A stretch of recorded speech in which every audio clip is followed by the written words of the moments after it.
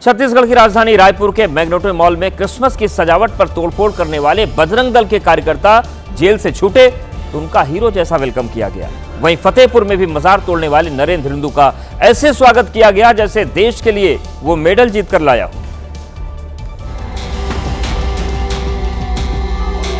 रायपुर में क्रिसमस की सजावट पर तोड़फोड़ करने वाले आरोपियों का ऐसा स्वागत हुआ जैसे कोई नायक हो। बजरंग दल के कार्यकर्ता ढोल नगाड़ों के साथ आतिशबाजी करते हुए आरोपियों को जेल से घर लेकर पहुंचे, जहां उनकी आरती उतारी गई।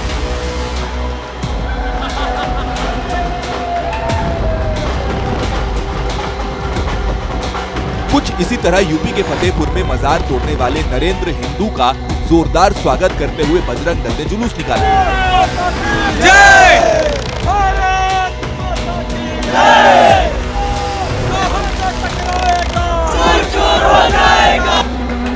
नरेंद्र हिंदू के जेल से छूटने के बाद बजरंग दल के कार्यकर्ताओं ने तांबेश्वर मंदिर में पूजा अर्चना की। वो पूजा इसलिए कि लोग देखें, समाज जाने कि हम सब एक हैं, भाई हैं। बवालियों का नायकों जैसा स्वागत किए जाने से अब सियासत गर्मा गई। समाजवादी पार्टी आरोप लगा रही है कि आखिर इन लोगों पर कब बुलडोजर एक्शन होगा। क्रिसमस की सजावट पर तोड़फोड़ और मजार में तोड़फोड़ करने वालों के स्वागत के वीडियो सामने आए तो मामले ने तूल पकड़ लिया। इस मुद्दे पर अब बहस छिड़ गई है, क्योंकि गाजियाबाद में हिंदू रक्षा दल के कार्यकर्ताओं ने हिंदुओं को घर घर जाकर तलवारें बांटी थी, जिसको लेकर अब बिहार के प्रमुख राजनीतिक दल आरजेडी की प्रतिक्रिया सामने आई है। आरजेडी ने बजरंग दल को उपद्रवी संगठन कहा है, साथ ही हिंदूवादी संगठनों पर निशाना साधा है। बजरंग दल तो इसी के लिए जाना जाता है, एक और तोड़फोड़ करता है, दूसरे धर्म के लोगों को अपमानित करना है, इससे ज्यादा इनका कोई पहचान नहीं है। वहीं कांग्रेस नेता राशिद अल्वी ने तो यहां तक दावा किया कि बजरंग दल सत्ता के संरक्षण में है। जब तक देश के प्रधानमंत्री नरेंद्र मोदी रहेंगे, उत्तर प्रदेश के मुख्यमंत्री योगी आदित्यनाथ रहेंगे, इस तरीके के वाकयात को रोका नहीं जा सकता है। विपक्षी दलों की मांग है कि उपद्रव करने वालों को हीरो नहीं बनाया जाए, बल्कि इसके खिलाफ कठोर कार्रवाई करनी चाहिए।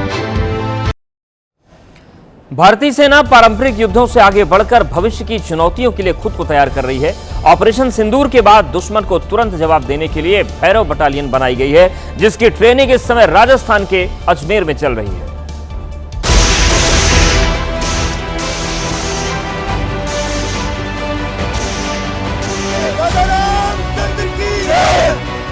भैरव बटालियन के जवानों को चीन और पाकिस्तान की सीमा पर त्वरित ऑपरेशन के लिए तैयार किया जा रहा है।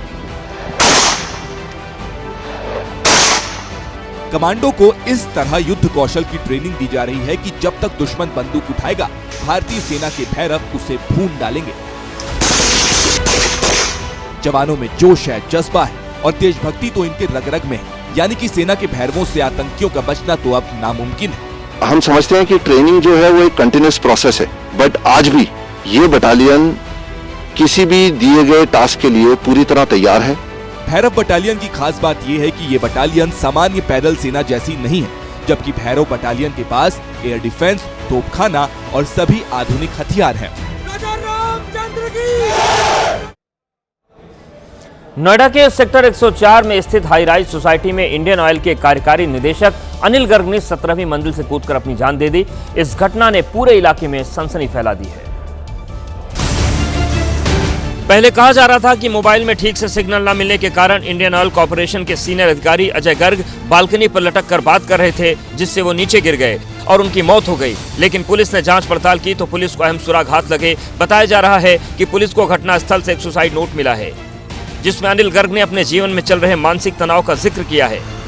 फिलहाल पुलिस सुसाइड नोट को जांच का प्रमुख आधार बनाकर मामले की पड़ताल कर रही है। वहीं हत्या के एंगल से भी पुलिस जांच को आगे बढ़ा रही है। अगर आप अक्सर हवाई यात्रा करते हैं तो फिर इस खबर को आप ध्यान से देखिएगा, क्योंकि डीजीसीए यानी कि directorate general of civil aviation flight में पावर बैंक के डिजिटल उपकरणों को चार्ज करने पर रोक लगा दी है। डीजीसीए के नए नियम के मुताबिक अब यात्री फ्लाइट में पावर बैंक का इस्तेमाल नहीं कर सकेंगे, यानी कि यात्री पावर बैंक से अपने मोबाइल, लैपटॉप या फिर स्मार्टफोन को चार्ज नहीं कर पाएंगे। हालांकि यात्रियों के पावर बैंक रखने पर रोक नहीं लगाई गई है, लेकिन डीजीसीए ने यह साफ कर दिया है कि यात्री पावर बैंक या फिर एक्स्ट्रा बैटरी सिर्फ हैंड बैगेज में ही रख सकते हैं। डीजीसीए के मुताबिक यात्री ओवरहेड बिन में रखे बैग में भी पावर बैंक नहीं रख सकते।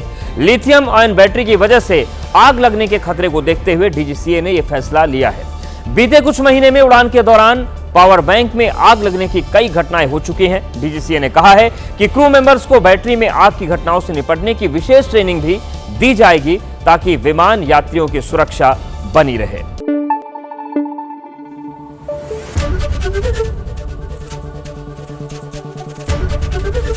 एबीपी न्यूज आपको रखे आगे।